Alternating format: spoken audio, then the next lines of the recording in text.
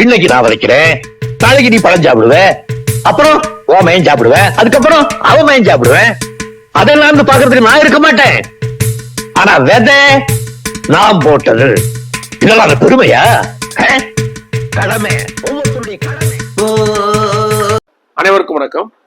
இன்னைக்கும் நாம நம்ம குழந்தைகள்கிட்ட உன் கனவு என்ன, உன் ஆசை என்னன்னு கேட்டோம்னா, எல்லா குழந்தைகளும் சொல்லி வைத்தது போல நான் மருத்துவர் ஆகணும், நான் பொறியாளர் ஆகணும், நான் ஆசிரியர் ஆகணும், நான் மாவட்ட ஆட்சியாளர் கலெக்டர் ஆகணும் இன்னும் சொன்னாதான் நமக்கெல்லாம் பெருமை இல்லையா? ஏதாவது ஒரு குழந்தை நான் கவிஞன் ஆகணும், நான் ஓவியன் ஆகணும், நான் விவசாயி ஆகணும், நான் ஒரு நல்ல கலைஞன் திரைக்கலைஞன் ஆகணும், ஒரு நல்ல இயக்குனர் ஆகணும், இல்ல ஒரு நல்ல ஒரு செவிலியராகவோ ஏதோ ஒரு வகையில வேற ஒரு துறை சார்ந்த பதில் சொன்னா நம்ம எந்த குழந்தையும் நம்ம ஏற்றுக்கொள்வது இல்லை. உதாரணத்துக்கு மருத்துவமனையில ஒரு குழந்தை அவங்க அப்பா அம்மா கூட ஏதோ ஒரு பேஷண்ட் நோயாளியை பார்க்க வந்திருக்காங்க. அந்த குழந்தைகிட்ட கேட்குறாங்க, நீ என்ன பார்க்க போறப்பான்னு சுத்தி இருக்கோம் கேட்கும்போது அங்க இருக்கிற செவிலியர்கள் இருக்காங்க இல்லையா, அவங்களும் அந்த குழந்தைக்கு ரொம்ப பிடிச்சி போச்சு. அந்த குழந்தைகளுக்கு அந்த செவிலியர்களோட அன்பும் அவங்களுடைய அரவணைப்பும் பிடிச்சி போச்சு. அந்த குழந்தை சொல்லுது, நான் பெரிய ஆளானா நர்ஸாவேன் என்று சொல்லுது. உடனே அங்க இருக்கவங்க பதறாங்க, நர்ஸாலாம் ஆகக்கூடாது, நீ டாக்டரா தான் ஆகணும் பதறாங்க. அது உங்க ஆசை, குழந்தையோட ஆசை நான் செவிலியர் ஆகணும். ஏன் செவிலியர் ஆகுதோ, ஓட்டுநர் ஆகுதோ, இல்ல அடுத்த வேற துறை சார்ந்த வேற ஒரு துறைகள்ல இருக்க பொறுப்பாளராகவோ, அரசு அலுவலராகவோ, ஒரு கல்வியாளராகவோ குழந்தைகளுக்கு கனவு இருக்கவே கூடாதா?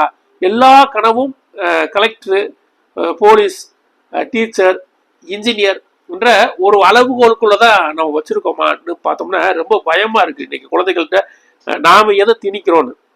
சமீபத்துல நாளிதழில் வந்து ஒரு செய்தி ரொம்ப வியக்கத்தக்கதாகவும் யோசிக்க வைக்க விஷயமாகவும் இருந்துச்சு.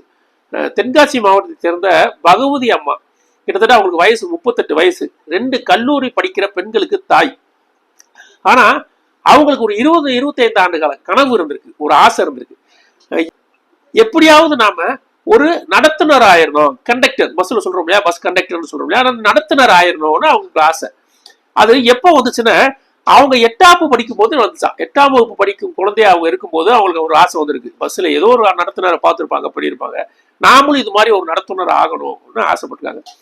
12ஆம் வகுப்பு வரைக்கும் படிச்சிருக்காங்க. 2015 கனரக வாகனங்களை ஓட்டும் அளவுக்கு அதற்கு ஓட்டுநர் உரிமை வாங்கியிருக்காங்க. கிட்டத்தட்ட 2025 10 ஆண்டுகளாக போக்குவரத்து துறையில தொடர்ச்சியா முயற்சி பண்ணிக்கிட்டே இருந்திருக்காங்க.